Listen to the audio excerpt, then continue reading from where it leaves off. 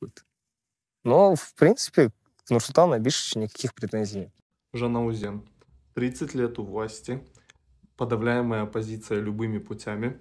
Булат Назарбаев. Количество недвижимости у твоей семьи. Вы даже владеете Бейкер-стрит 221-Б. Количество элит, которое сформировалось при нем. Госаппарат и доминация одной партии, а госаппарат построен на постоянном подлизывании. Это и еще 13 миллиардов претензий.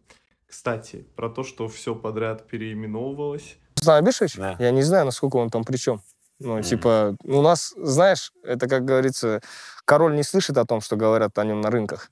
О, этот король слышал, что говорят на всех рынках. При нем было сформировано огромное количество органов, типа там, Центра анализа информации, привет всем, кто устал делать отчеты, спецслужбы, которые слушали практически всех и вся с разрешением или без.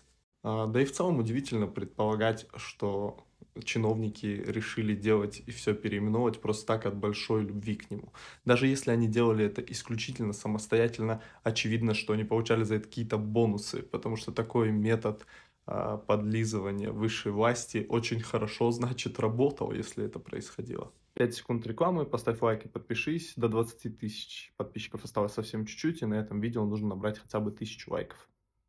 Когда-нибудь обязательно на просторах казахстанского интернета я наткнусь на блогера или опинион-лидера, к которому вопросов у меня не будет. Но не сегодня.